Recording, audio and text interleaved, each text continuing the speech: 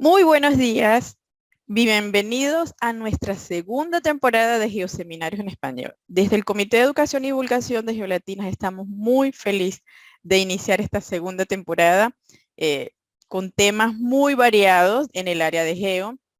Como pueden ver, tenemos una gran variedad de temas, comenzando hoy con la doctora Adriana Gamboa, con este tema que es bien importante, lo del problema de los microplásticos en la zona costera. Los invito a que sigan nuestro canal de Facebook, Instagram, Twitter. Eh, Luego colocamos esta serie de geoseminarios, los subimos a nuestro canal de YouTube, lo pueden ver, los pueden revisar con calma.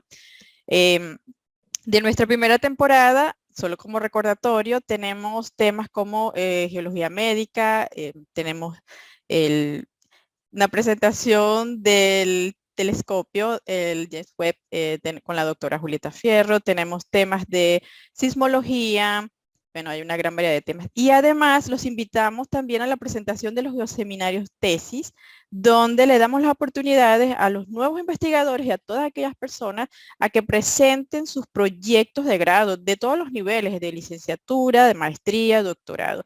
Le damos un espacio para que tengan la confianza de hacer divulgación y difusión de sus proyectos, que sabemos que hacer una tesis implica un gran esfuerzo de tiempo, un gran esfuerzo de todo tipo. Entonces, bueno, para nosotros es un día de festejo iniciar nuestra segunda temporada, invitarlos a que nos sigan en nuestras redes y a que participen y se unan a el Geolatinas o por lo menos a nuestro canal de YouTube y vean todas estas presentaciones. Bueno, muchas gracias, Liz. Gracias por esta introducción a lo que son los geoseminarios y que nos sigan las personas que estén interesados en escuchar estos temas que la verdad no se pueden perder porque siguen, están muy, muy interesantes, tanto los geoseminarios como los geoseminario tesis. Pero bueno, vamos al del día de hoy, a presentar a la doctora Adriana Carolina Gamboa. El tema de hoy es el impacto de los microplásticos en la zona costera, a cargo de la doctora Adriana. Y bueno, ella es licenciada química con mención en geoquímica de la Universidad de Oriente, Venezuela. Cuenta con una maestría en gestión ambiental de la Universidad Nacional Experimental de las Fuerzas Armadas, también de Venezuela. Y cuenta también con un doctorado en ciencias marinas en la Universidad Central de Venezuela. Es profesora titular de la Universidad Politécnica Territorial del Oeste de Sucre, Clodosvaldo Roshan, e investigadora en el área de las ciencias ambientales y coordinadora del Grupo de Investigación Geoquímica Aplicada. Además, la doctora Adriana es profesora asociada del Instituto de Ciencias de la Tierra de la Universidad Central de Venezuela. Es investigadora aliada de la Fundación de Tortuga y promotora de la ODS. Participa como investigadora del proyecto Sources and Dynamics of Microplastics in the South Caribbean Sea, financiado por National Geographic. Bienvenida, doctora Adriana. Qué gran carrera profesional ha tenido. Estamos emocionadas de que esté aquí con nosotros. Y bueno, le paso el micrófono a usted. Pues muchísimas gracias. Voy a pasar por esa gran bienvenida, no solo por la invitación y además por juntar esos hermosos rostros, voces y energía, ¿no? De las mujeres que somos maravillosas y cuando estamos haciendo ciencia, pues mejor aún. Vamos a pasar a compartir mi pantalla.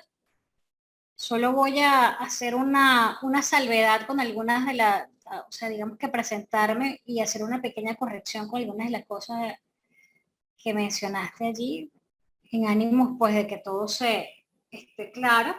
Hoy voy a hablar un poco sobre esto, el impacto de los microplásticos en los ambientes marinos costeros. Yo soy licenciada en química, mención geoquímica, egresada de la Universidad Central de Venezuela y el título más reciente que tengo es de doctora en ciencias marinas de la Universidad de Oriente. Esa es, vale la corrección en este caso, que estaba con el verso allí. Y bueno, nada, soy profesora aliada, digamos, asociada al posgrado de Geoquímica en el Instituto de Ciencias de la Tierra, recientemente aliada también a la Fundación La Tortuga, una ONG bastante reconocida en Venezuela, y también una promotora de los Objetivos de Desarrollo Sostenible. En esto me estoy iniciando, así que vamos a ver cómo me va con esa situación por allí. ¿Cómo comencé a trabajar con microplásticos? Y quise hablar por aquí un poquito, pues con ese proyecto National Geographic y con este caballero, Luis Ernesto Medina Faúl, que hace su doctorado en Stony Brook, y se le ocurre la idea original, pues, de hacer este trabajo acá, que ya ha mencionado Cristi, y así yo fui en este caso co-investigadora del proyecto junto con la doctora Ivy Fermín del Instituto Oceanográfico de Venezuela, la Universidad de Oriente, y desde ese entonces, pues, comenzó esta aventura que hoy les vengo a compartir un poco. Vamos a hablar un poquito sobre lo que es la importancia de la zona marino costera, brevemente, qué son los plásticos y los microplásticos, la afectación del medio marino costero y algunas reflexiones. Esto más o menos en lo que versa lo que vengo a compartirles hoy.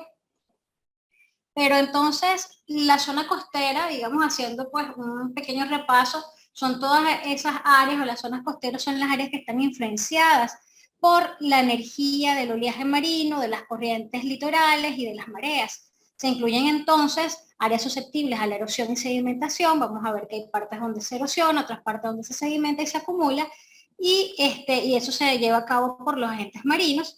También incluye la parte sumergida, pero en este caso la parte somera. Las playas también entonces se refieren a los depósitos de sedimentos de diferentes tamaños y naturaleza. En este caso hago énfasis en que puede ser una naturaleza mineral u orgánica y se encuentra en este caso en la frontera litoral. Las playas constituyen ambientes transicionales entre lo que serían los ambientes terrestres y los ambientes marinos. Son ambientes transicionales dinámicos, ¿ok? Existe movimiento, transporte, acumulación, erosión, y todo esto, digamos que todas esas características, digamos, las hacen peculiares. Adicionalmente, los espacios marinos costeros nos proveen de ciertos servicios ecosistémicos muy importantes, como por ejemplo la alimentación. En este caso estoy hablando de la alimentación que se obtiene debido a la proteína marina. Se ha reportado que para el año 2030 a nivel mundial estaremos en una producción de 181 millones de toneladas.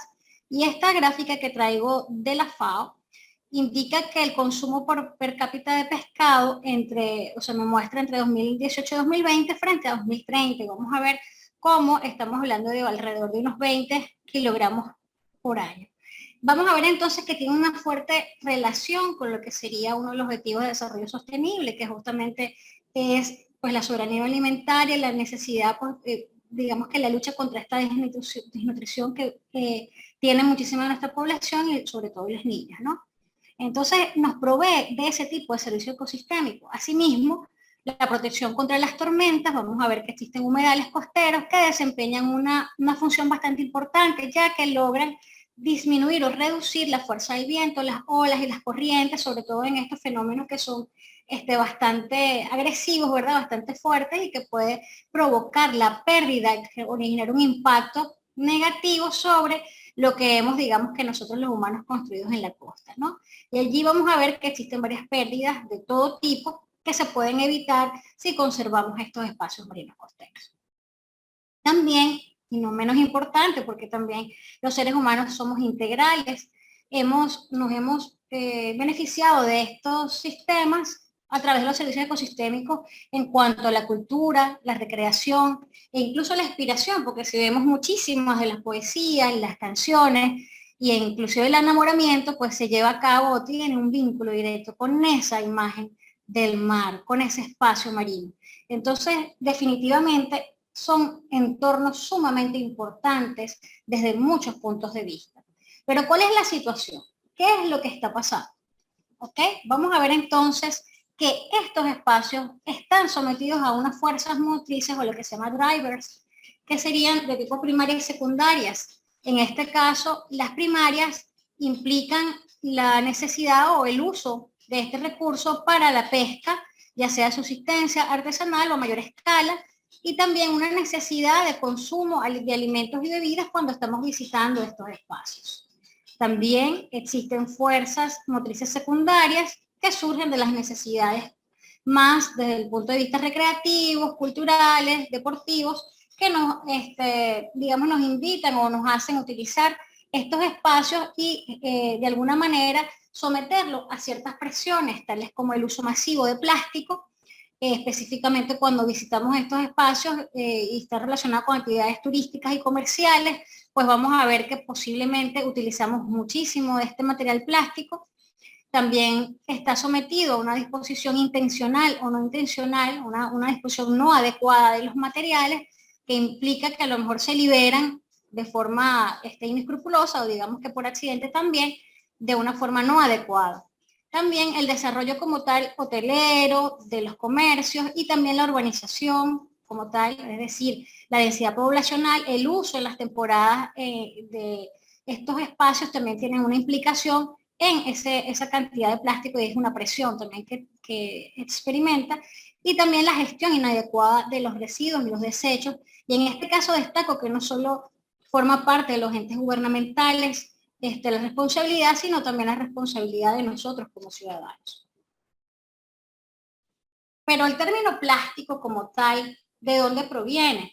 Surge la primera vez que se utilizó en 1630 y viene del griego plástico, que es capaz de ser moldeado. Luego, con el descubrimiento de Baquelin, que de ahí surge y se utiliza el nombre de la baquelita, que por lo general de ese material están construidos muchos de los topes en los laboratorios que fueron construidos, digamos que en la década de los 70, al menos en Venezuela. Este material muy resistente se vuelve otra vez a nombrar el material plástico, que son materiales constituidos por una variedad de compuestos orgánicos, sintéticos o semisintéticos, que tienen la propiedad de ser fácilmente moldeados en diversas formas, y por eso es que se convierte en un sustituto de muchos materiales. De esta manera, nosotros pasamos, digamos, sin darnos cuenta, no percibimos que el plástico se volvió un contaminante ubicuo. ¿Y qué significa ubicuo? Es decir, que está en todas partes. Y se debe precisamente a ese crecimiento exponencial, porque desde la década de los 70 empieza, digamos, el uso masivo y la producción masiva de este material, y vamos a ver cómo entre el año 1950 y 1990, en esos 40 años, un incremento de 100 millones de toneladas. ¿Ok?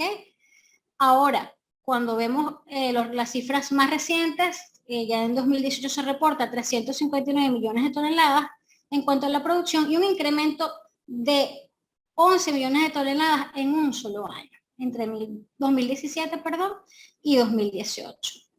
Muestro en esta imagen, esta infografía que preparé, los sitios donde se da la producción, haciendo una comparación entre el año 2006, 2014 y 2018, donde podemos observar que América del Norte ha tenido, digamos, una pequeña reducción en esa producción, y China, digamos, que es la que produce mayormente, ¿ok? Porque prácticamente hace el 51% de la producción mundial, se distribuye o principalmente se concentra en Asia. Y entonces, cuando vemos esta imagen, vemos que justamente no es nada raro pensar o observar que el aporte de los ríos a los océanos de las emisiones plásticas viene y está concentrada en esa zona.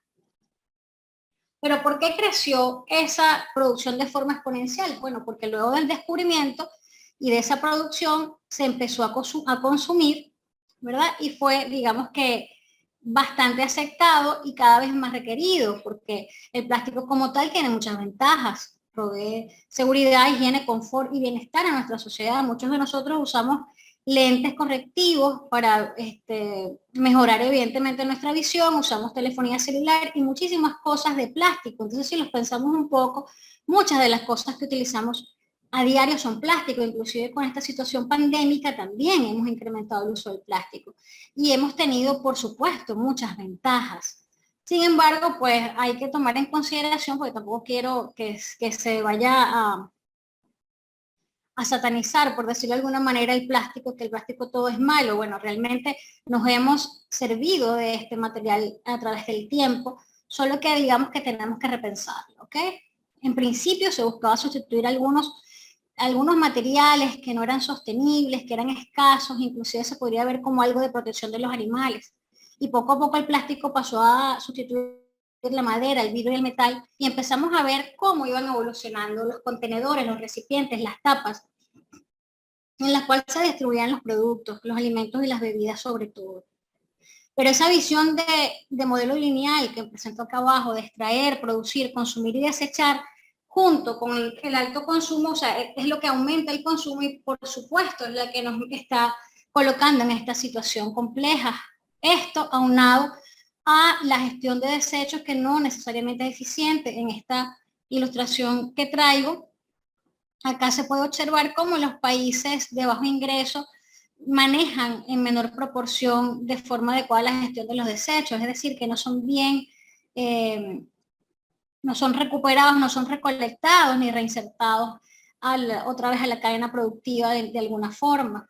Si hablamos de reciclaje, que es un tema que también empezamos a escuchar desde hace algunos años, se ve que solo el 36% de los países que pertenecen a la cooperación de desarrollo económico, en este caso son 37 países, esos países reciclan solo una porción de los residuos urbanos. Y estamos hablando que a nivel mundial, entonces esa porción llega a ser menor de 10%. Es decir, que no podemos contar con el reciclaje como única solución. Aunado a esto, en esta infografía presentada por el Banco Mundial, aquellos resultados que presento también son tomados del Banco Mundial del año 2018, vemos cómo es la distribución de los residuos, vemos cómo es muy importante el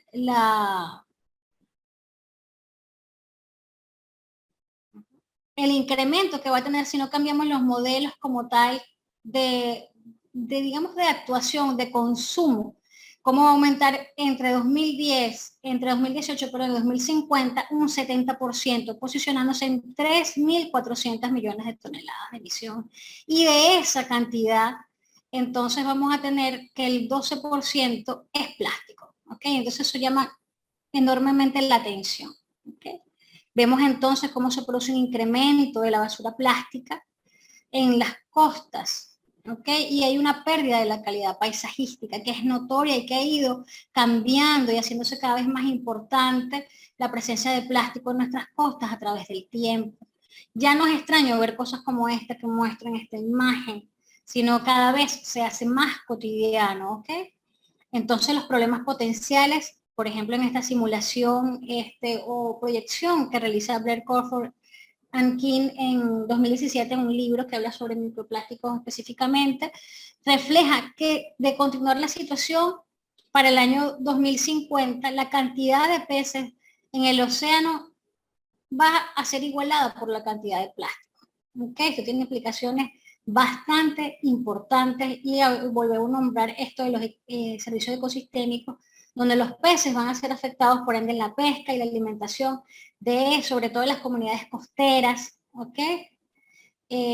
La pérdida de calidad paisajística, por ende el turismo se va a afectar y tiene implicaciones humanas directas por lo que sería toda la parte económica, porque muchas de estas actividades tienen un vínculo evidentemente con la economía de estas zonas costeras y además de eso también puede afectar la salud de los seres humanos.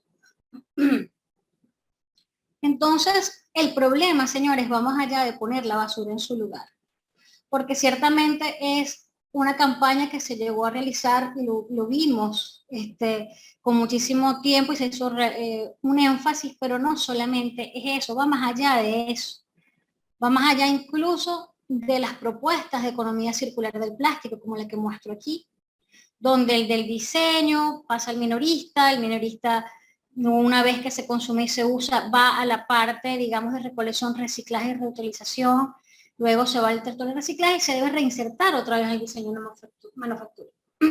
Sin embargo, existen situaciones complejas en este círculo, ¿verdad? Para que sea completamente perfecto. Y ahí coloco con unas X, empezando con el tipo de material que voy a tomar como materia prima, tendríamos que repensar algún tipo de este material que realmente desde el inicio es bastante nocivo, ¿ok? Por otro lado, cuando hablamos de consumo y uso, una vez que el minorista vende, ya se desliga de su producto, y por ahí lo muestro después. Luego el consumidor lo usa y sencillamente no entra dentro de esa etapa de reutilización, reparación, reciclaje y recolección. Por otra parte, hay un desvínculo entre el sector de reciclaje y otra vez entrar a la cadena productiva, porque inclusive la legislación evita o prohíbe que no se utilice resina virgen para producir algunas cosas. Entonces, realmente estamos, digamos que, inmersos en una situación que es bastante compleja. Entonces, las empresas y los comercios les interesa vender sus productos y se olvidan de lo que pasa después. Y los ciudadanos nos olvidamos de lo que pasa después porque sencillamente coloqué la basura en su lugar. Y en ese momento, mientras está pasando todo eso, estamos en un gran dilema, porque entonces estamos los ciudadanos, los productores, el gobierno, y mientras no se tomen acciones integrales, sigue el problema. ¿Ok? No estamos haciendo absolutamente nada al respecto, seguimos viendo estas cosas por allí, estas zonas costeras sumamente afectadas con desechos de todo tipo, pero sobre todo con desechos plásticos. Lo más complejo y lo más perjudicial es que además los plásticos se degradan. Cabe destacar que no son biodegradables, sino que se degradan. Es decir, que una vez que entran en contacto con el ambiente, van a experimentar una serie de transformaciones. Ahora bien, ¿de dónde provienen esos plásticos? Pues de la descomposición, esos microplásticos, que es parte de lo que se degrada, y después explico un poco más al detalle cómo es, pues la descomposición de los artículos de plástico de mayor tamaño, inclusive el lavado de los textiles, ya sea a nivel industrial o lo que hago en mi casa cuando hago el lavado de la ropa, porque también la ropa que utilizo tiene microfibras de plástico, por los desagües domiciliarios industriales, descarga de los ríos, porque también son utilizados como, digamos que, como aguas residuales, prácticamente como colectores de aguas residuales, la mala gestión de los residuos en general, derrame de materia prima en las industrias, el transporte marítimo también lo produce. ¿Qué pasa cuando esos plásticos entran en el ambiente? Pues ocurre una degradación que implica un cambio en las propiedades de los plásticos. En el caso de la tracción, la fuerza, el color, la forma, vamos a ver que pueden cambiar de forma, que esa forma es alterada y también el color pues no hay indicio de alguna de la degradación. Por el efecto de los factores ambientales como color, luz, los factores químicos, porque también existen otra serie de sustancias que pueden, digamos que, interactuar con ellos, y además presento en esa imagen, pues además de la degradación mecánica, puede ocurrir hidrólisis, oxidación, fotodegradación y biodegradación, y todo eso lo que va a hacer es que me va a degradar el plástico y lo va a convertir en cosas cada vez más pequeñas. Y en este caso tenemos que el tamaño sí importa, e importa bastante, señores, porque de acuerdo con el plástico, el desecho que tenga, va a tener un alcance mayor y una afectación diferente en cada una de las especies, ¿ok? Los organismos marinos. Entonces, los plásticos pueden llegar a escala de nanómetros, no se perciben a simple vista, pero eso no quiere decir que no estén presentes en los diferentes compartimentos ambientales y que no estén generando un impacto como tal. ¿Desde cuándo se sabe de este problema? Pues básicamente algunos señalan o refieren este hecho donde se consigue un ave marina, en el estómago de un ave marina, un plástico blanco con un cereal, y se hizo un seguimiento hasta que se averiguó que venía de un hidroavión que fue derribado cerca de Japón en el año 1944 en la Segunda Guerra Mundial. Este plástico entonces se mantuvo 60 años dentro del giro del Pacífico Norte, viajó esa distancia tan impresionante y después entonces se reportó. ¿Okay? De ahí en adelante hay mucha literatura, hemos estado trabajando desde diferentes puntos de vista los científicos, digamos como comunidad científica. La definición de microplásticos específicamente se refiere al tamaño como tal de la partícula. Son partículas de diversa forma, constitución química y origen, y su tamaño no debe sobrepasar 5 milímetros. Es una de las más aceptadas, o digamos que es la más frecuente señalada en la literatura, reportada por la NOAA inclusive, pero existen otras definiciones. En este caso traigo colación esta de Hidalgo Ruth y esa adaptación de la explicación de su propuesta, y yo me llama mucho la atención porque tiene que ver con el tamaño de los sedimentos y es la que yo utilizo preferencialmente para saber cuándo estoy hablando de microplásticos y de otro tipo, o macroplásticos, de mesoplástico. Vamos a ver que el macroplástico es mayor de 5 milímetros, que está más o menos relacionado con las gravas, ¿ok? Los mesoplásticos entre 0,5 y 5, ¿ok? Y lo que sería microplástico va a estar entre lo que serían lodos y arenas, que estamos hablando de 0,001 milímetros y 0,5 milímetros. ¿Okay? Me llama mucho la atención porque hace esa distinción, y ciertamente en el ambiente marino, pues los plásticos que estén allí van a estar expuestos tal cual como la parte sedimentaria, pues que justamente hace ese movimiento. Aquí muestro en esta imagen cómo es el transporte, una propuesta, una simulación de ese transporte de microplásticos como tal en la costa.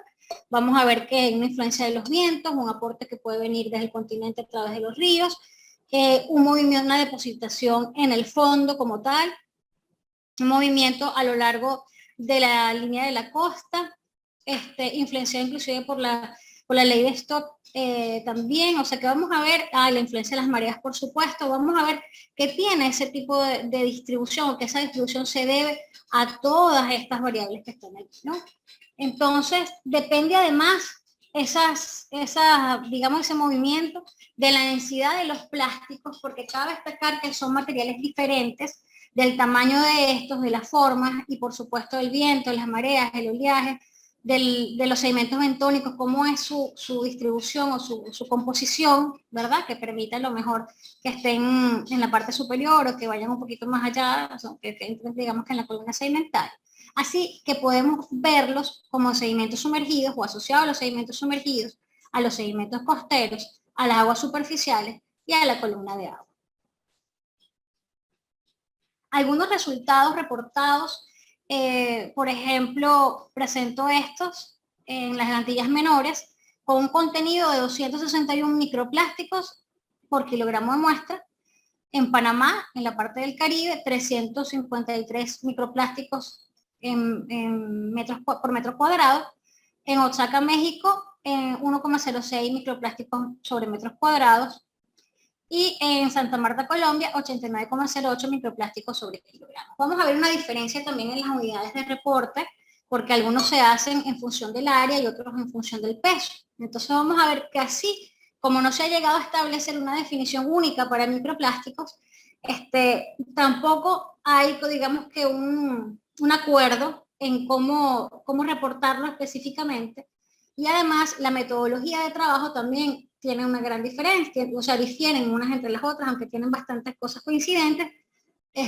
Así que inclusive para realizar esta comparación, o una comparación, hay que tomar en cuenta todas esas variables si queremos ser científicamente estrictos, por supuesto, y también sobre todo desde el punto de vista analítico. En este caso estoy hablando de química analítica y de reporte de cómo se debe hacer, porque todo el procedimiento debe ser similar para poder establecer las comparaciones válidas, ¿no?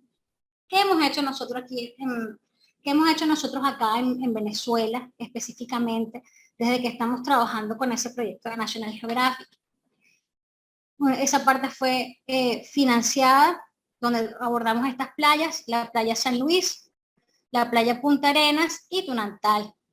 Luego, con ese proyecto, se pudo intervenir la playa San Luis por segunda vez en otro pequeño sector que trabajamos, e incluimos la playa Quetepe, El Peñón y Araya. De ahí en adelante, todas las demás, las que no están en negrita, las hemos hecho prácticamente con nuestros propios recursos, juntando ganas, voluntades de tesistas, de amigos, de colaboradores, los recursos propios, o sea, realmente así tal cual, como de una manera bastante sencilla, transformando casas y cocinas en laboratorios, lavaderos en laboratorios. De esta forma hemos logrado levantar información en 13 playas en el estado Sucre, actualmente 10 trabajos de grado culminados y 2 en proceso. El último muestreo lo hicimos en estas 2 playas que hay en esta zona de Marihuitar, que tomamos Maigualida y Arenal para hacer una comparación en ese caso. Eso es lo que hemos hecho en el estado Sucre hasta ahora, en el estado Sucre, Venezuela, forma parte del oriente venezolano.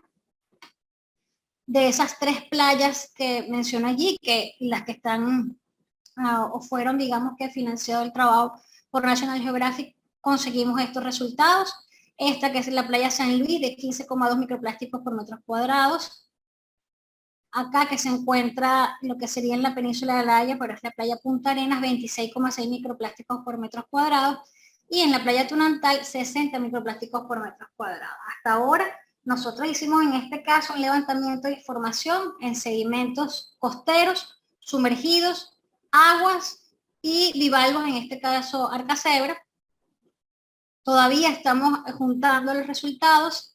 Yo era encargada principalmente de lo que sería sedimentos costeros y por eso muestro estos resultados.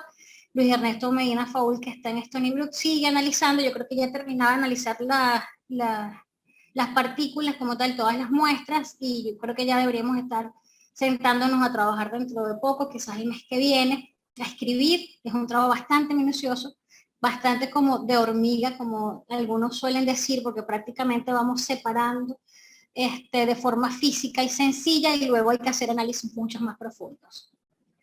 En el caso de Lechería, estado Anzoátegui, que es un estado vecino de ese estado Sucre, que es donde yo habito, gracias a una conexión a través de amistades y otros geoquímicos, pues se interesaron por el proyecto, empezaron a ver lo que yo estaba haciendo y pues me apoyaron y seguimos en este trabajo bastante interesante. Y hemos abordado entonces 4 playas, Los Canales, Lido, Cangrejo y Playa Mansa.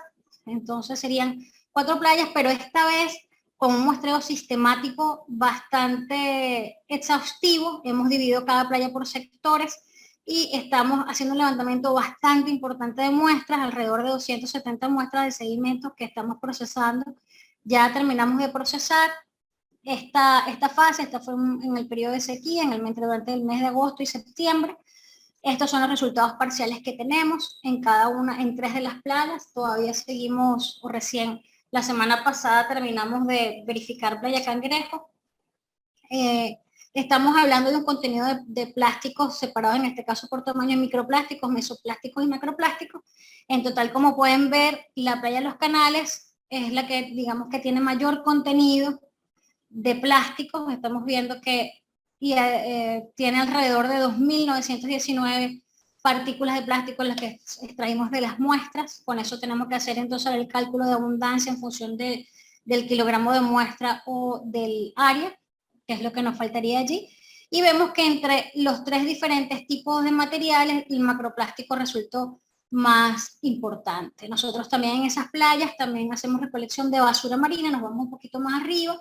Esto, digamos que aunque nosotros en principio en NatGeo empezamos a trabajar era sobre microplásticos, pero al visitar las playas me fui dando cuenta que era necesario subir un poco la escala, inclusive era trabajo con basura marina, porque es importante, ya que de la basura marina, por la degradación, es que se transforma en microplásticos. Una vez que se transforma en microplásticos, y bueno, por supuesto nanoplásticos, y entró, sobre todo en el medio acuático, es súper complicado extraerlo.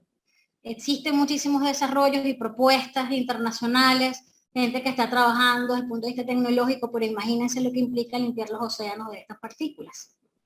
Entonces, mi intención en ese momento, yo salgo del laboratorio y digo, no, hay que salir y hay que irse a voz arriba, tengo que ir cada vez más arriba, porque el problema pues no es ya que es lo que está en el ambiente, sino cómo evitamos que llegue a estar allí. Entonces, eso es bastante importante y por eso salgo del laboratorio.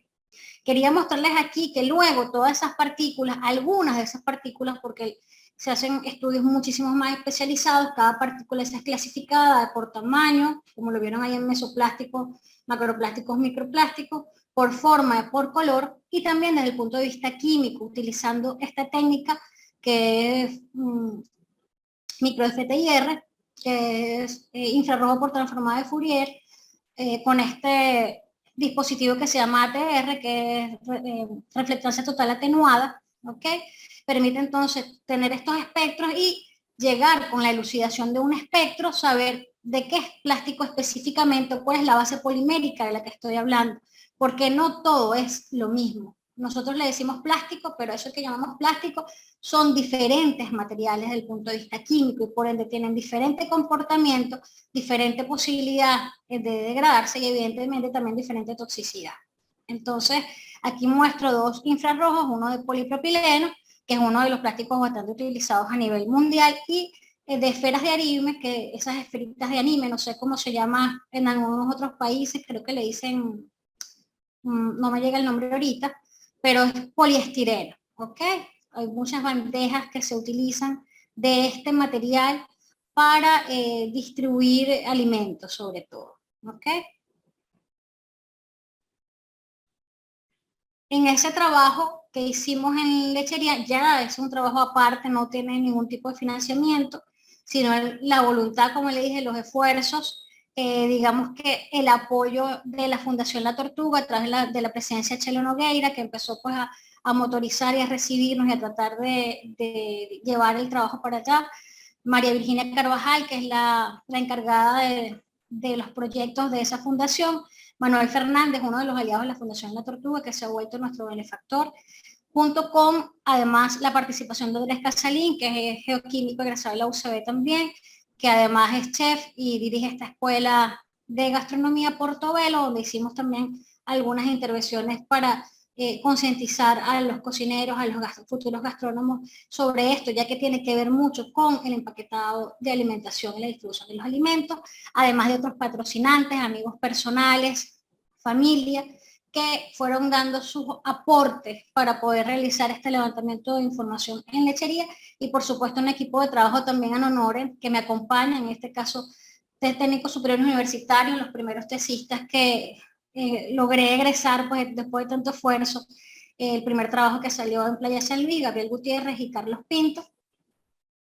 Y por supuesto nosotros deseamos seguir trabajando, por eso ahí les dejo mis redes, si hay personas interesadas que escuchen esta presentación y están interesados en colaborar con nosotros, en justamente seguir trabajando en lechería. En este caso queremos levantar más información, replicar en sequía para tener un comportamiento del conocimiento sobre la dinámica, ampliar las zonas de estudio en el estado de Anzoátegui, ya meternos un poco más con el entrenamiento de actores, tratar de juntar esfuerzos para un monitoreo constante de personas que hagan vida, digamos, en lechería y en la playa, ya irnos hacia planes educativos, en escuelas, en comunidades, y fortalecer alianzas en el diseño de planes de gestión. Y esto me gustaría también, sin abandonar evidentemente Sucre, porque inclusive llevarlo a todo el país si es posible, porque es necesaria la acción.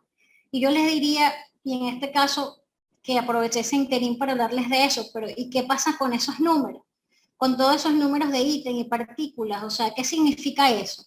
Eso significa que existe un impacto sobre tanto de microplásticos como de macroplásticos en la biota. Directamente ya han alcanzado diferentes niveles de la trama trófica.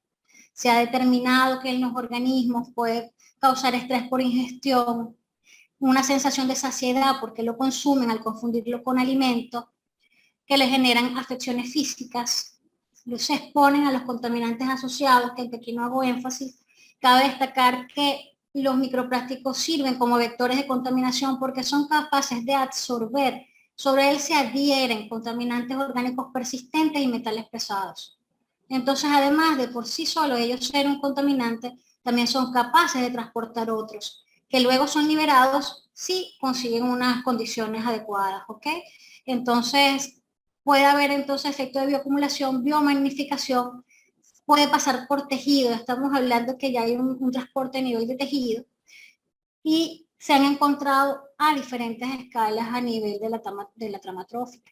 Y no solo eso, además de todo eso que puede causar, sobre todo a lo mejor hemos visto más de cerca los enmayamientos y las afecciones y las deformaciones sobre los animales cuando estamos hablando de macroplásticos, pero también los microplásticos están en nuestras casas. Se han detectado microplásticos en la sal de mesa, en el agua potable y en el aire, lo que supone un riesgo inevitable de exposición humana. Yo creo que en este momento, ya cuando nos están tocando directamente nosotros, y espero y confío que se generen más recursos y más campañas para tratar entonces de proteger y conservar el ambiente. Se ha determinado que la ruta de exposición más importante en el caso de los humanos es justamente las partículas del aire. Imagínense ustedes cómo vamos a evitar exponernos cuando estamos hablando de que entran justamente por el aire, ¿no? Y esto sin contemplar que hay muchos sectores de nuestros países, o digamos que en este caso en Venezuela, por la mala gestión de los residuos y desechos, los plásticos, o sea, la basura es quemada. Imagínense lo que implica que además se queme el plástico. Entonces, ese llamado de atención, pues evidentemente es para todos. Necesitamos tomar acciones, unirnos a esta parte de lo que sería el diseño de las ciencias oceánicas, es importante, las ciencias marinas, que empezó desde el año pasado. Se requiere la aplicación de ciencia transformadora y además de eso de ciencia evidentemente inclusiva para poder saber cuánto hay, cuál es la tasa de entrada, cómo se degrada. Necesitamos caracterizar para poder diseñar esos modelos de intervención que permitan gestionar pues ordenanzas, prohibiciones y ir escalando cada vez más. Y hago la reflexión, porque recordemos cómo fue con la gasolina con plomo, se llegó a prohibir y se llegó, no a prohibir, digamos que a dejar de usar y a usar otros. Primero lo hicimos como o sea, dual, que podíamos escoger, y después fue completamente eliminado la gasolina plomada. Y hay regulaciones para eso. Para llegar a regulaciones necesitamos aplicar ciencia. Y si no desarrollamos la ciencia a gran escala, no vamos a poder ver las regulaciones. Y eso es el paso principal para después poder establecer esas regulaciones. Ya veremos que va a haber dentro de poco en nuestras leyes de agua la inclusión de microplásticos, ¿ok? Vamos a ir viendo eso a medida que se desarrolle la ciencia, pero para la ciencia necesitamos evidentemente trabajar y recursos, ¿ok? Hago mención de los objetivos de desarrollo sostenible con los que se está trabajando en este tipo de proyectos que llevo. Estamos hablando de salud y bienestar, de agua limpia y saneamiento, porque inclusive, como ven, se ha detectado en agua potable, de la producción y consumo responsable, de las ciudades y comunidades sostenibles, de una acción por el clima, porque también una vinculación, ¿verdad? Evidentemente que con los mares y los océanos y nuestro clima, la vida submarina y la necesidad, pues, del establecimiento de alianzas para lograr los objetivos. Esto sin hablar de lo que sería hambre cero, que también tiene una vinculación cuando hablamos de la afectación como tal de los servicios ecosistémicos. Entonces, yo deseo no seguir viendo esto. Mi intención es seguir, a lo mejor a veces de una manera muy potente y muy enérgica, y otras veces pues un poquito más rezagada de acuerdo con el tiempo, la disponibilidad de recursos y todo lo demás, trabajando porque la idea es llevar el mensaje a todos los que se puedan. Lo llevo de diferente manera, por eso estoy muy agradecida con la invitación de este grupo de mujeres impulsadoras y trabajadoras que me permiten divulgar el mensaje, y espero que alcance muchísimos espacios, lo voy a promover entre todos los conocidos también para que tengan la posibilidad de verlo en diferido, por supuesto. Por eso también he desarrollado este trabajo que también la Universidad Central de Venezuela, el Instituto de Ciencia de la Tierra me ha apoyado, y hemos creado un curso de 40 horas donde ahí les compartí una propaganda del que pasó, el que ya está culminando, sobre basura marina y microplástico, donde también ven con más detalle todo este entrenamiento. Y sí, y les vuelvo a compartir mis redes. Y bueno, nada, les pido que por favor me acompañen a conservar el planeta, que además la ciencia, pues llevamos la ciencia de tipo, en este caso estoy haciendo ciencia ciudadana, estoy tratando de incluir a las personas que he notado que necesitan involucrarse más para poder tomar cartas en el asunto, mientras yo sigo soñando con mares y océanos más limpios. Esto es todo lo que tengo que compartir con ustedes, chicas. Muchísimas gracias.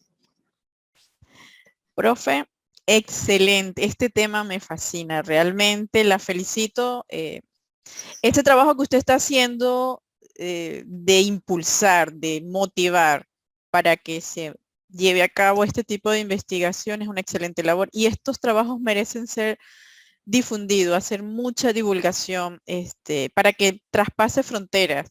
Inclusive, bueno, yo aquí abuso un poco y digo, usted se pone a disposición para algunos trabajos allí en la costa en Venezuela, pero de repente, si alguien está interesado, quizás la pueda contactar para alguna asesoría y poner en práctica estas actividades bajo alguna orientación en otros lugares. O sea, el mundo necesita despertar un poco y reconocer que estamos ante una problemática súper compleja. Creo que esto también requiere mucho lo que usted mencionaba ahorita, la parte social, porque todo esto tiene muchas implicaciones en la salud de todos los seres vivos, pero hay un impacto en lo social. Por ejemplo, en algunos lugares donde yo he estado, es algo cultural donde algunas personas, de repente para no lavar platos el fin de semana o porque falló el agua, entonces lo que dicen es que se compran paquetes de desechables, vasos, cubiertos y platos. De esa manera, pues ya todo lo que utilicen, lo que coman el fin de semana, utilizan desechables y ya. O sea, lo ven como esa parte de la facilidad. Pero el impacto, aparte de los utensilios y de los elementos plásticos que se van consumiendo por necesidad, por algún requerimiento, más los que se desechan en la casa sin ningún tipo de justificante, entonces hay un impacto en lo social y en lo cultural. bien fuerte. Así que la felicito y esperemos que esto, que logremos. Una persona que caiga, que logremos un cambio de conciencia con esta problemática, ya eso es un éxito. Bueno, si de las personas que están por acá quieren abrir el micrófono, con mucho gusto. Linet, si quieres ahorita puedes leer alguna de las preguntas. Susana Martínez, tienes la mano levantada y luego Linet puede continuar con las preguntas que están por allí. Ok, no sabía cómo era la dinámica de preguntas. Tengo dos preguntitas, ¿las puedo hacer? Adelante. Ok. Bueno, Adriana, te felicito. Estudiamos juntas en la universidad, tal vez no me recuerdes, estuvimos los primeros semestres estudiando juntas. Me acuerdo que te la pasabas con Marian. Te felicito, me encanta tu trabajo. Tengo dos preguntitas. Una tiene que ver con en la cuantificación, cuando ustedes dicen se centran microplásticos, se refiere a unidades. Unidades microplásticos, esa es una. Y la otra tiene que ver con qué se está haciendo, porque fíjate, ya hay un microplástico que está ya haciendo un daño, ¿verdad? Nosotros podemos evitar que se siga utilizando el plástico de la manera que se está utilizando, ¿no? Pero, ¿qué se está haciendo a nivel de tratamiento de eso que ya existe, de eso que ya está haciendo un daño? Hola Susana, sí, creo que sé quién eres, sobre todo por la voz. Un placer de saludarte, me encanta. Recuerdos de los pasillos de la UCB que son inolvidables para mí. Fíjate, ciertamente cuando hablamos de unidades, yo le llamo unidades, algunas personas nos reportan como ítems sobre kilogramos, ítems sobre metros cuadrados. Entonces lo que se hace es que se cuenta de una forma sencilla, se cuenta contando normalito y se divide entre los kilogramos de muestra o entre el área donde se ha recuperado ese material. Es como determinar una abundancia o una densidad, en este caso cuando hablamos en metros cuadrados. ¿Ok? Tratando, inclusive hay unas propuestas, algunos quieren medirlo entre peso, sobrepeso, hacerlo porcentaje peso-peso o algo así, para reportarlo, imagínate, miligramos sobre kilogramos, un estilo de concentración, solo que la densidad, el peso de ellos es muy bajito. A veces cuando son pequeñitos no tenemos cómo pesarlos para hacer esa relación. Entonces, aunque realmente como químico y aparte de quisquilloso de la química analítica, como bien buenos estudiantes de química, quisiéramos reportarlo así, pero no es posible por ahora, porque tendríamos que hablar de unos volúmenes muy grandes para poder ser pesados y poder llegar a ver cómo llegamos a reportarlos de esa manera. Y muchas veces no tenemos pues la disponibilidad inclusive de cómo pesarlos. Esa es la otra realidad. Sobre qué se está haciendo, yo me estoy yendo voz arriba tratando de concientizar para después que llegue a ordenanzas y que llegue a otras cosas, porque fíjate, en mi experiencia que estoy trabajando desde el año 2018 en esto, cada vez que voy a un espacio diferente, hay mucha gente que todavía no sabe el tema. Y cada vez que me muevo, hay muchísima gente que sigue sin saber del tema, y estoy hablando inclusive de gente que trabaja en el Ministerio del Ambiente acá en Venezuela, estoy hablando de gente de las universidades, de biología, de las áreas científicas que están directamente relacionadas con el tema incluso. No existe conocimiento sobre eso. Sé que, por ejemplo, empresas como Coca-Cola y otras empresas como estas están trabajando en la fabricación la utilización de diferentes polímeros, se está haciendo algo como eso a nivel general. A nivel nacional no tengo conocimiento de eso, solamente es un grupo nada más pequeño que trabajamos en esta parte de caracterizar pues, los ambientes impactados. Otro grupo de la UDO que está tratando de ver las interacciones con contaminantes de los microplásticos. Un grupo en la Simón Bolívar que está tratando de hacer estudios a nivel de Río Guaire, por lo menos una propuesta, me invitaron a ser jurado una tesis de pregrado, de ellos no tengo más conocimiento, y otro profesor que trabaja en Maracaibo, en el lago Maracaibo, que también hace este tipo de caracterización y se va hacia la parte social.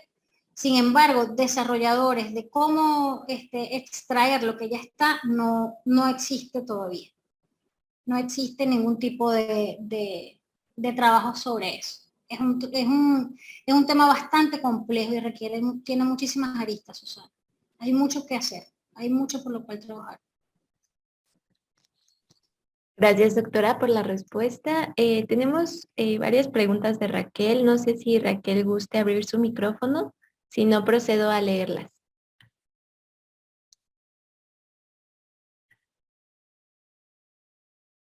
Ok, yo creo las voy a leer. Ok, Raquel dice, ¿tienen estimada la cantidad de este material que viaja por vía de ríos?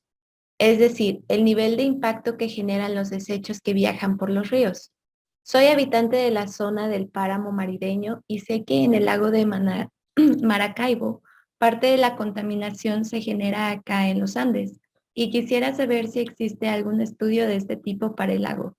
Quisiera saber si hay manera de estimar la presencia de estos microplásticos en otros ecosistemas terrestres principalmente. Me surge esta duda porque en esta zona hay en algunos espacios una mala disposición de desechos agrícolas como contenedores de agroquímicos. Por favor, tu dirección de Instagram. Excelente, felicidades. Seguimos en la lucha por nuestro amado planeta.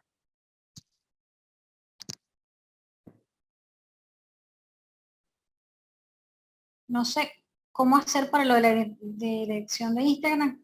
No sé cómo volver a llegar a la imagen. Se puso todo en negro. Algo pasó, pero lo voy a tratar de solventar.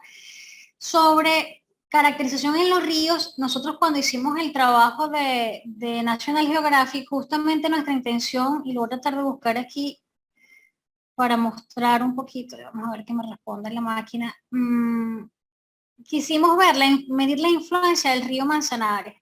En este caso, cuando se hizo la consideración como tal, aquí no sé si se aprecia, esto que viene por aquí es el río Manzanares, en este caso, donde cerca de donde está este puntito rojo que se ve acá, y quisimos ver la influencia del río en temporada de lluvia y en temporada en sequía, ver entonces una zona control, que sería donde dice 60 microplásticos por metro cuadrado, una zona impactada, porque en ese caso la dirección es hacia esta zona que está acá, y inclusive cuando la descarga y estamos en lluvia es muy importante, llega a cruzar hacia la península de Araya, ¿no?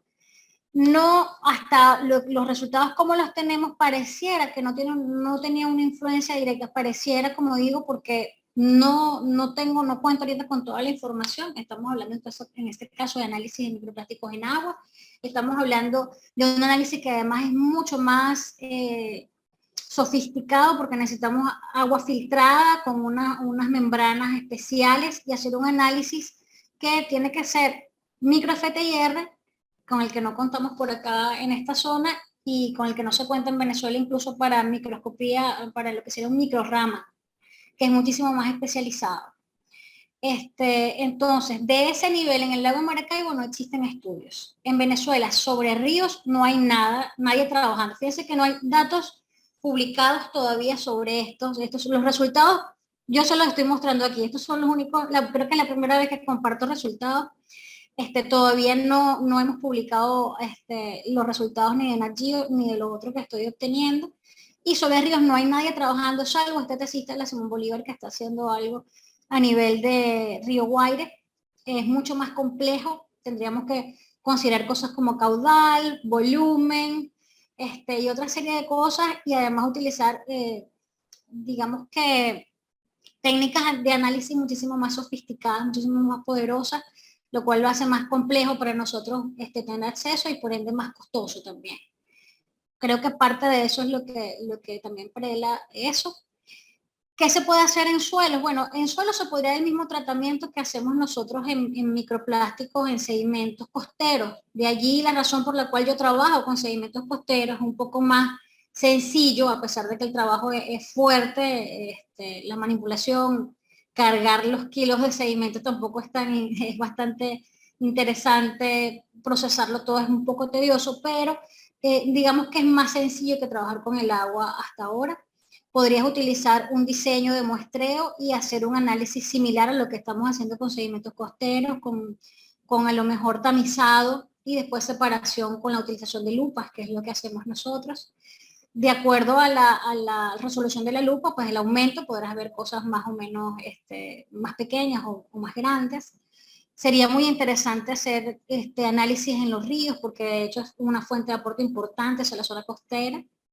y bueno, digamos que es algo que tenemos pendiente. Ojalá que podamos, que cada vez seamos más, que cada vez podamos movernos más a lo largo del país y por qué no pues de América Latina, apoyando, entrenando, divulgando y tratando de que estos resultados sean cada vez más, tener resultados válidos, confiables para poder tomar decisiones. De hecho, cada vez que he asistido a algunas reuniones de las Naciones Unidas y algunas organizaciones internacionales donde intento estar en algunas de sus reuniones con este tema, siempre se toca el tema del Caribe, porque no hay muchos reportes en esta zona.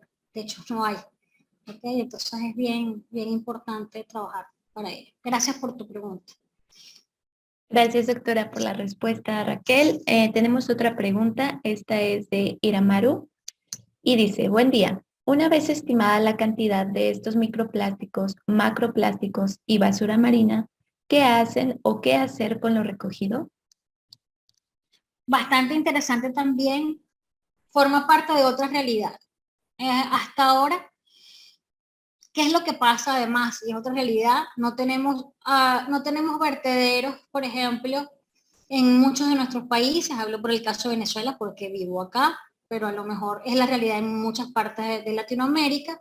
Los vertederos no están capacitados, prácticamente son un sitio donde se aglomera toda la basura, pero no hay ningún tratamiento, no hay clasificación, digamos, en casa, pues lo que se llama, no hay clasificación en origen de materiales, ni recuperación de acuerdo con el tipo de material, y mucho menos procesamiento en los vertederos.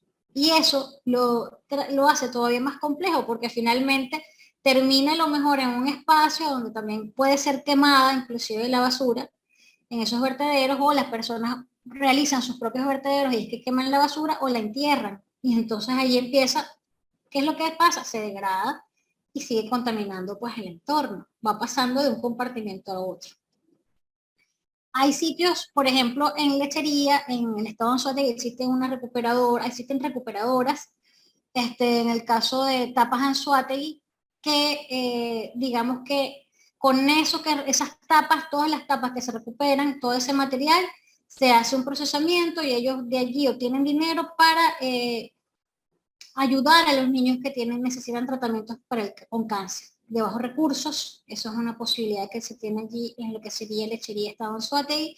Y también existe lo que se llama Plásticos del Tigre, y ellos están trabajando con madera plástica, es decir, que lo que se recupera, nosotros también se redistribuye a esas zonas y se puede en todo caso utilizar para, ellos están haciendo las cercas, están cambiando varias cercas de la ciudad, están haciendo, digamos que sitios como estilo de parques y ese tipo de cosas de esa madera plástica. En ese sitio particular de Venezuela, que es un sitio, digamos que de un nivel económico bastante elevado en nuestro país, se están haciendo ese tipo de cosas. Pero tengo de contraste la ciudad de Cumaná, donde no existe nada de esto, de sistema de distribución, una recolección organizada.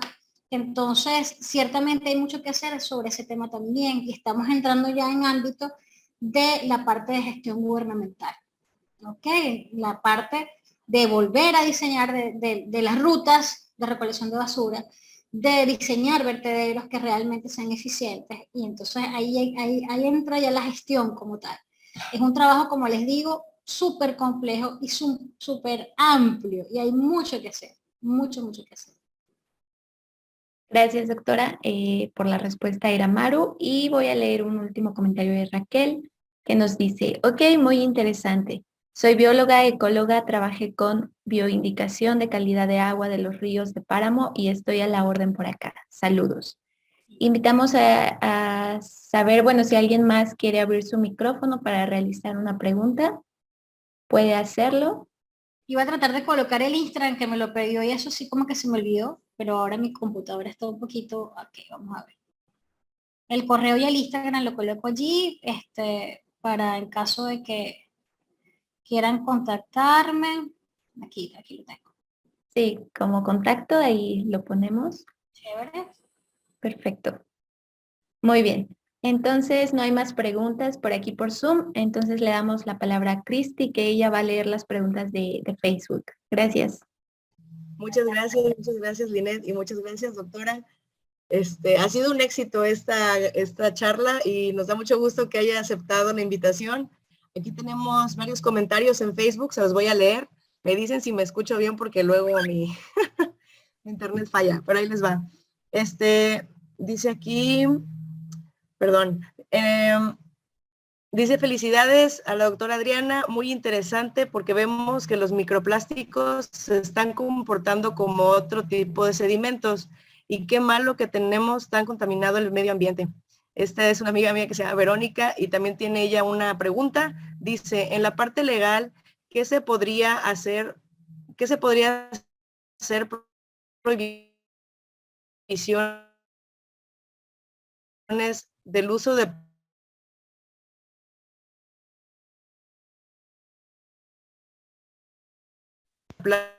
Cris, no se te escucha. multas? No se te escuchó muy bien, se entrecorta un poco. Ok. La pregunta es, en la parte legal, ¿qué se podría hacer en caso de prohibiciones del uso de plásticos? ¿Se podría legislar sobre el manejo de la basura, poner multas o qué propondría? Muchas gracias. Vale, Verónica, muchas gracias por estar. Muchas gracias por la invitación. Yo de verdad estoy fascinada. No, me encanta esta posibilidad, porque además las preguntas también nos nutren a todos. Así que yo estoy súper complacida. A nivel de ordenanza y a nivel de legislación, pues hay muchísimas cosas que se han hecho a nivel mundial y también existen algunas cosas que se han realizado en Colombia, Perú, por ejemplo, prohibiciones de plásticos de un solo uso, sobre todo, para olvidarnos un poco esto de usar siempre desechables para no lavar los platos, ¿verdad? Que bueno, ahí yo me he vuelto enemiga de casi nadie, nadie me quiere invitar a ninguna cosa porque yo siempre digo, no, yo me llevo mi plato y mi vaso. Yo no voy a usar eso, sencillamente ya yo no uso pitillos o popotes, creo que se le dice. No dejé de usar muchísimas cosas, inclusive parte del maquillaje también lo he dejado de utilizar. Entonces es cuestión de, es algo bastante complejo y algo bastante difícil desde el punto de vista del hogar. Ya en el hogar manejarlo es interesante, imagínense usted a nivel de legislación, pero nada es imposible. Hay sitios donde se ha prohibido la utilización de esos pitillos o popotes y se utilizan metálicos, ¿ok? Es más, si lo quieres plástico, te lo cobran, pero muy costoso, de tal manera que tú optes por no utilizarlos.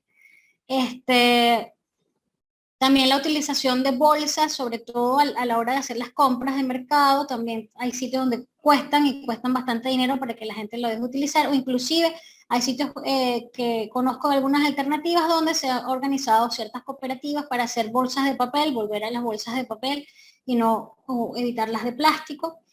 A nivel de ordenanzas, ¿qué se puede hacer? Bueno, son cosas que yo quisiera, ¿qué se puede hacer? Bueno, prohibiciones de materiales,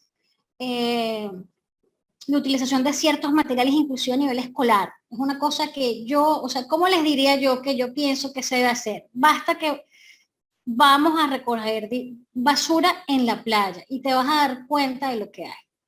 Les puedo decir que no sé cómo se llama allá, bueno, aquí venden a lo que nosotros llamamos chupetas, creo que le dicen paletas en México, eso es, pero es la parte, el palito, ¿no? El palo, el que es blanquito o de colores que sostiene el caramelo, esos se recogen cientos.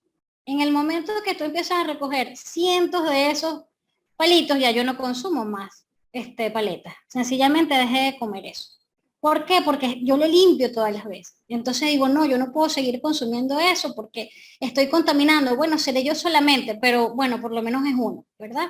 Y así vamos. Entonces yo lo que diría es, se hace una prohibición de venta de esos artículos o también se hace un diseño, un nuevo material que sea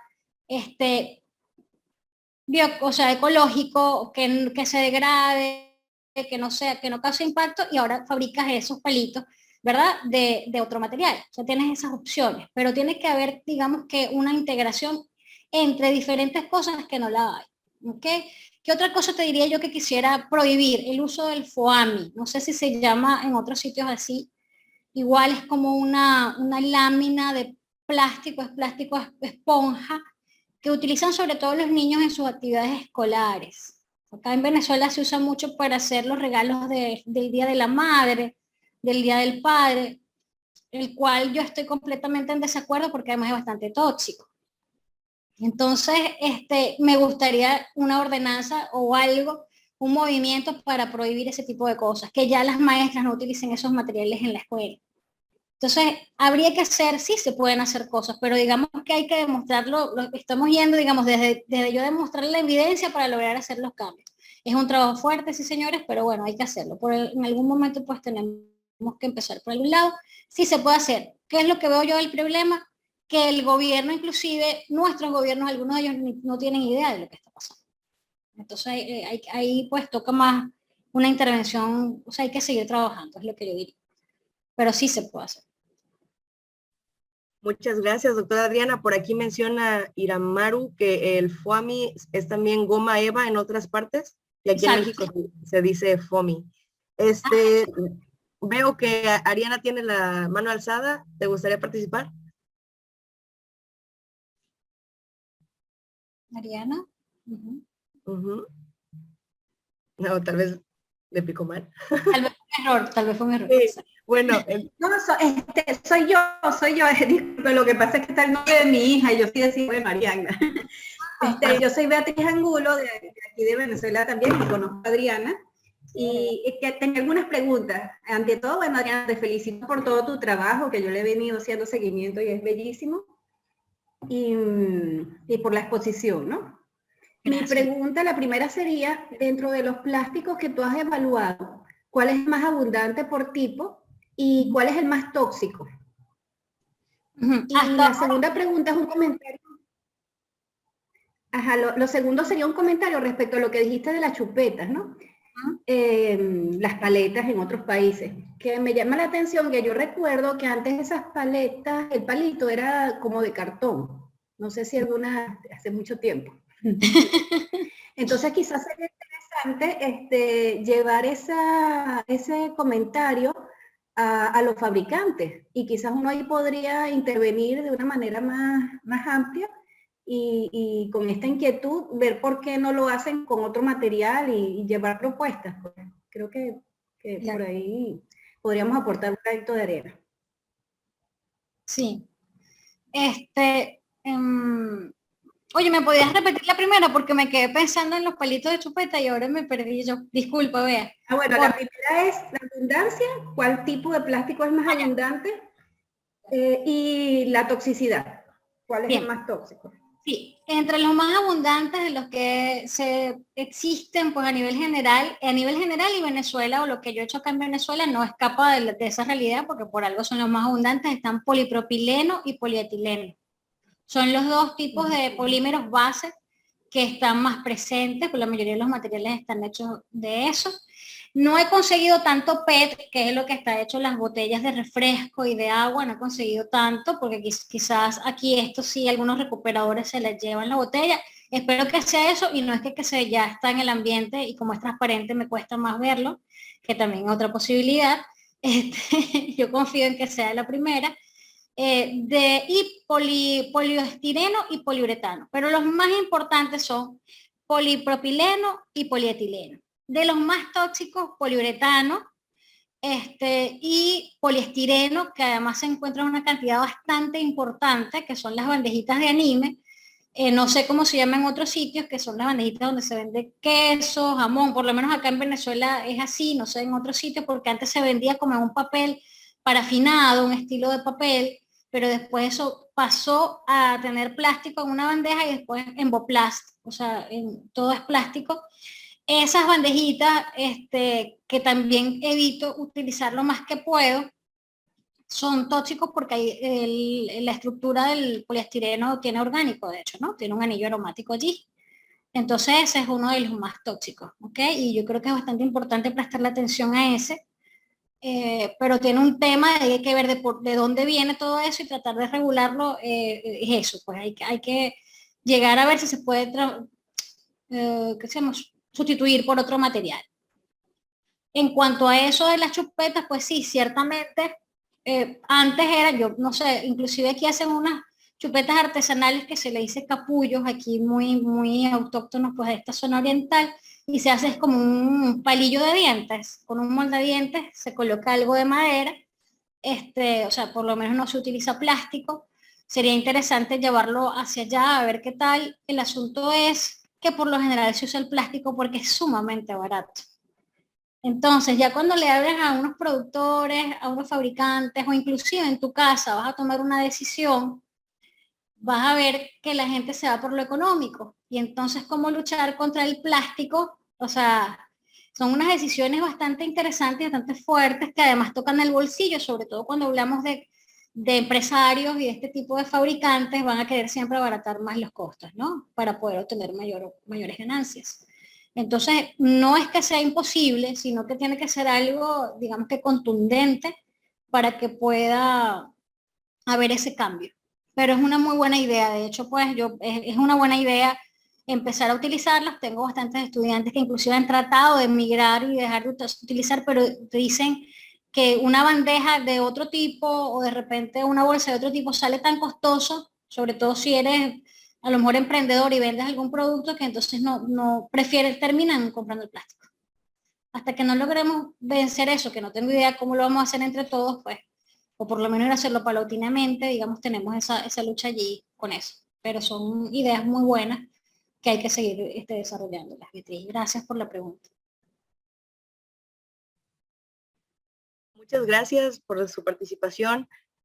Voy a leer otra pregunta aquí en Facebook. Una disculpa que no puedo ya prender mi cámara porque mi internet anda chafeando. Pero dice aquí Katia Reategui. Buenos días a todos. Katia Reategui desde Venezuela. Mi estimada Adriana, una pregunta. ¿Qué has visto o leído con respecto a los procesos de sorción de contaminantes sobre microplásticos y cómo afecta su grado de degradación? Ok, todavía no tengo esa área muy desarrollada en cuanto digamos, a la investigación, aunque estoy queriendo desarrollar un trabajo de absorción sobre materiales plásticos. He seleccionado algunos justamente para eso, pero como no puedo medir contaminantes de estos, voy a medir en este caso calcio, hierro, uno de los que sean más fáciles para determinar a través de fotocolorimetría. Aquellos que saben un poco de técnicas de análisis químicos me van a entender un poco más.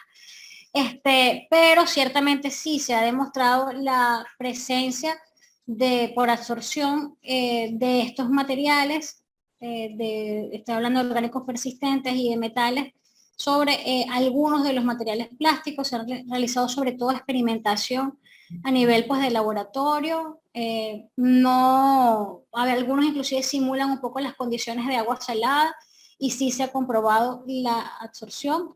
Yo no he leído, sí debe existir hacia desorción, y no lo he visto con esa pregunta específica, Katia, hasta ahora, que lo mencionen como su influencia en los procesos de degradación. Así como está, no lo he leído hasta ahora, no he buscado en esa área del conocimiento todavía.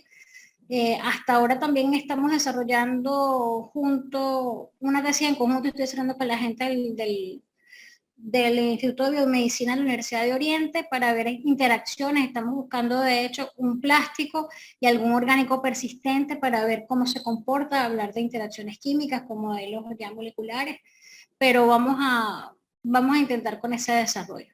Hasta ahora pues no he visto hacia ese nivel. Sí se comprueba, sí existe, y se han hecho experimentos de absorción, sobre todo son los que he visto, con los que quiero replicar que voy a hacer con estos compuestos que ya mencioné. Muchas gracias, doctora. Por ahí veo otra vez que tienen la manita alzada. Esmeralda, creo que dijo era su nombre. Beatriz. Beatriz, perdón. Estoy malísima. Sí, con respecto a eso hay un comentario interesante, ¿no? Que se ha visto que los microplásticos, cuando absorben a los compuestos orgánicos persistentes, como por ejemplo poliaromáticos, entonces estos poliaromáticos actúan como fotosensibilizadores y favorecen la degradación fotoquímica.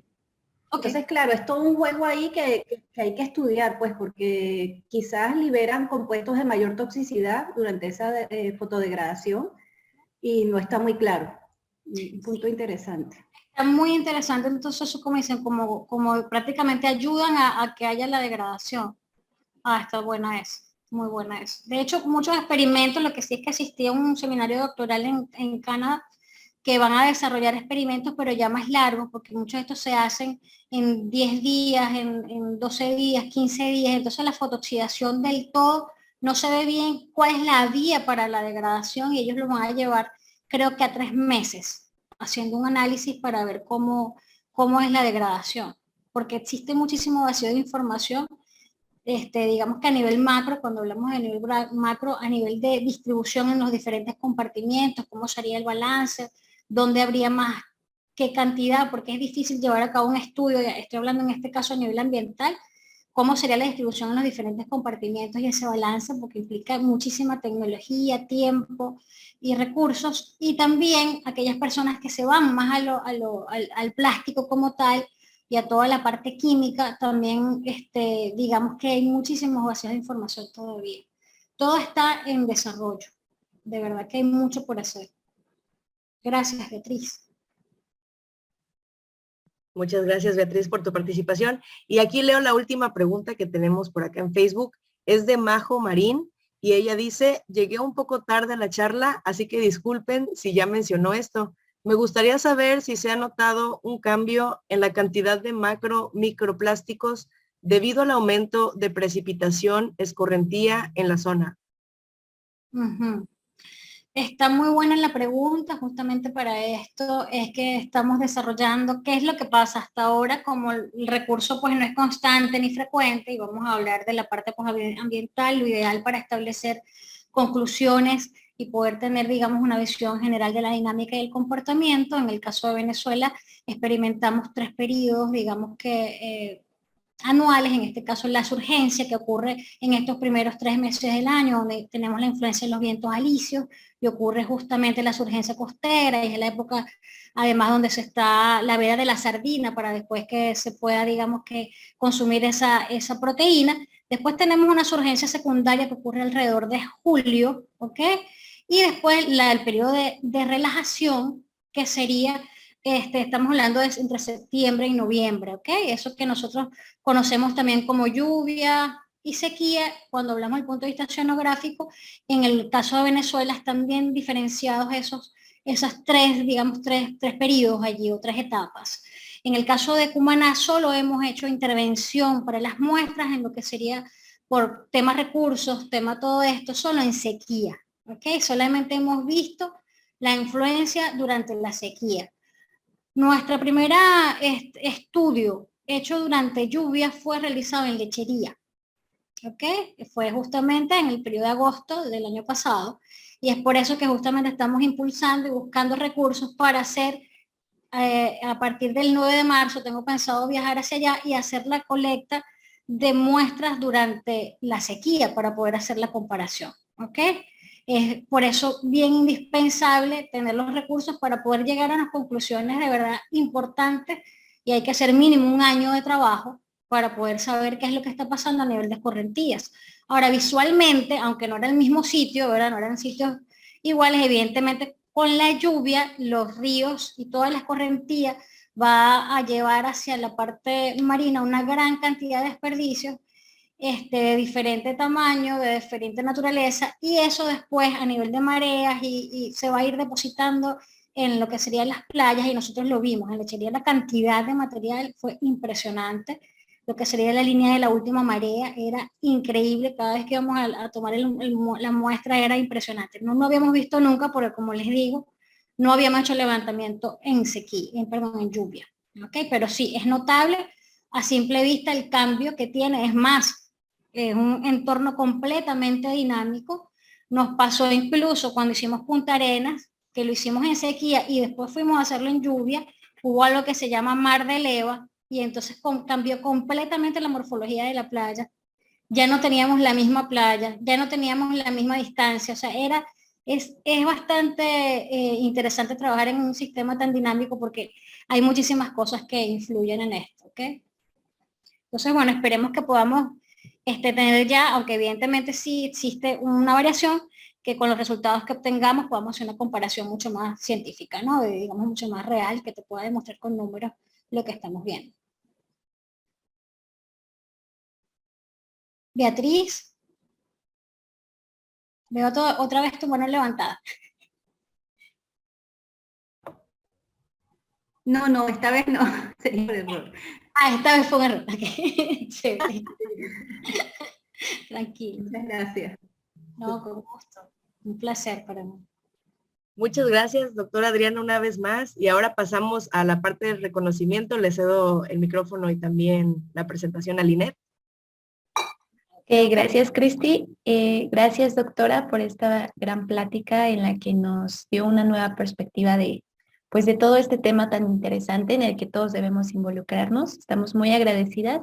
Y a nombre de Geolatinas, pues voy a proceder a leer el reconocimiento.